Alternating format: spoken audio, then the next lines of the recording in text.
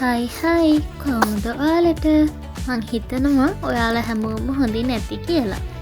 ඉතින් ඔයාලා දන්නවද අපි දැන් මේ කොහෙද යන්නේ කියලා? අපි දැන් මේ යන්නේ හම්බන්තොට තියෙන ලස්සනම තැනක් බලන්න. අපි දැන් මේ යන්නේ කුරුළු උයන බලන්න. ඔයාලා හැමෝම දන්නවනේ කුරුළු උයන කොහෙද තියෙන්නේ කියලා. අපි දැන් මේ කුරුළු උයන බලන්න යන ගමන් තමයි ඉන්නේ.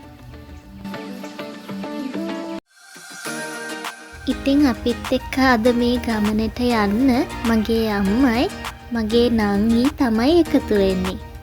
ඉතින් අපි 4 දෙනා තමයි අද කුරුළු උයන බලන්න යන්නේ. බලන්නකෝ ලස්සන.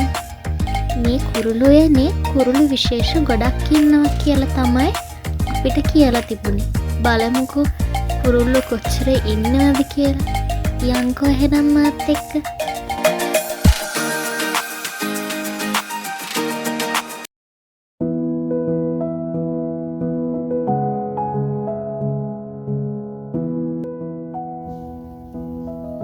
දැන් ඔයාලා මේ දකින්නේ සුදු මොනරු.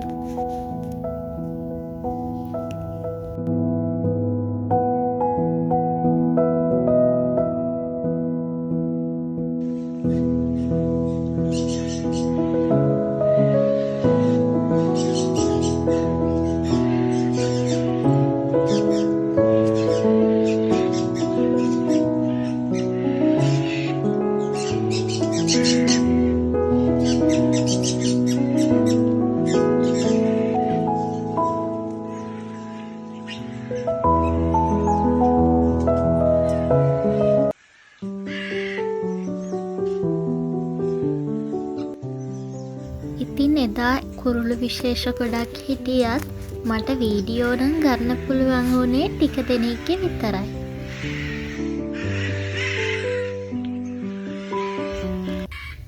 බලන්නකො මෙයාලගේ ලස්සන. මං ආසම කුරුල්ල ජාතිය තමයි මෙයාලා.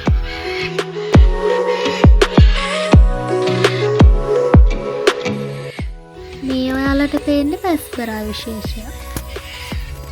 එයාලත් හරිම ලස්සනයි.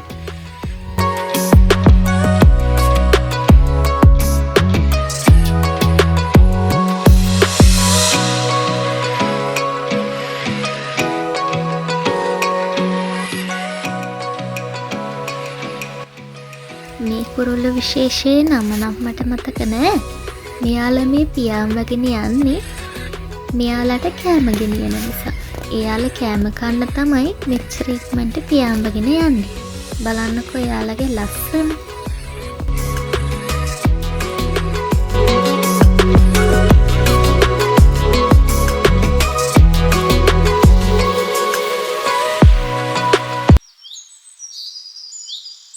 මට නම් ඇත්තටම මේ කුරුල්ලුන්ගේ නම් වෙන වෙනම මතක නෑ.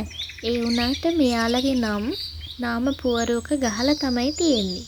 ඔයාලට එතෙන්ට ගියාට පස්සේ මෙයාලගේ නම මොකක්ද කියලා හරියටම දැනගන්න පුළුවන්.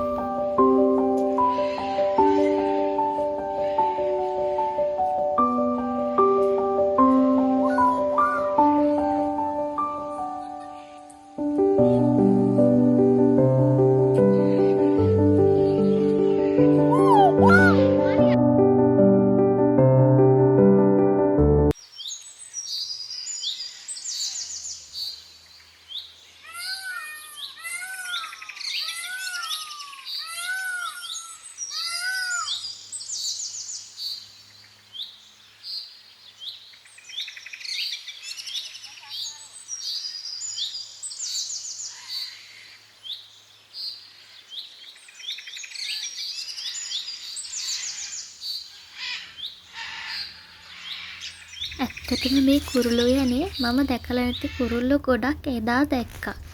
ඒක නිසා මං ඔයාලටත් ආරාධනා කරනවා ඇවිල්ලා නැත්තම් අනිවාර්යෙන් කුරුළු උයන බලන්න එන්න කියලා.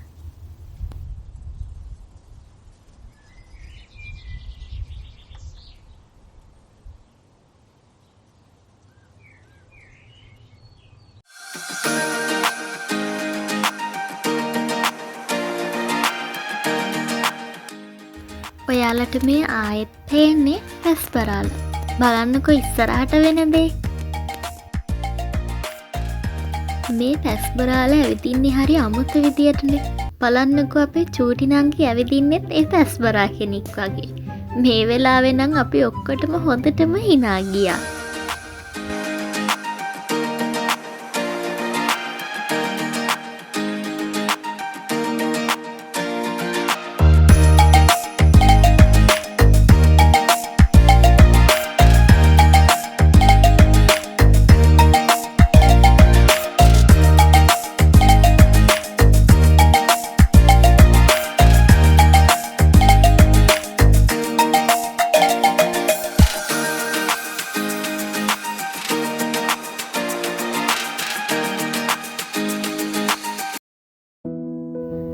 මේ නම් ඉතින් අපි දෙන්නගේ කෝලම් ටිකක්. මම සුදුවත් එක්කගෙන මගේ TikTok එකට දාන්න තමයි මේ වීඩියෝ එක ගත්තේ.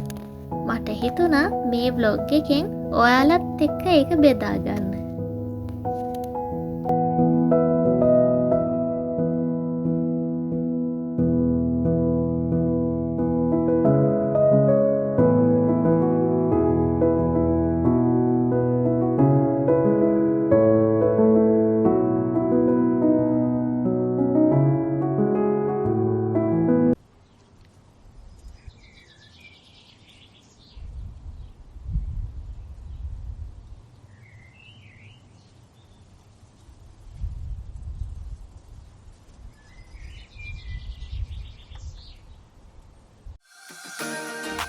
මේ වීඩියෝ එක නම් මං අරගෙන තියෙන්නේ උඩ අතට.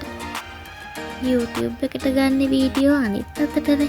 මට වැරදිලා මේ වීඩියෝ එක උඩ අතට තමයි අරගෙන තියෙන්නේ.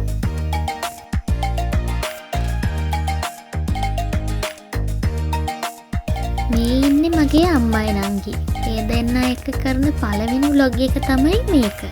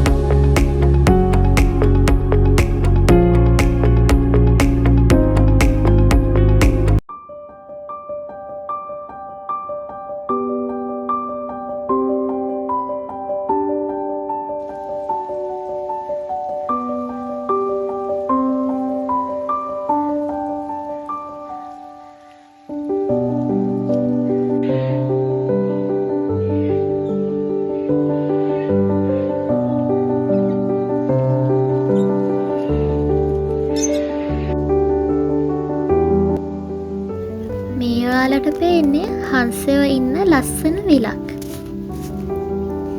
ඒ විල වටේට හංසයෝ නම් ගොඩාක් හිටියා. හරිම ලස්සනයි.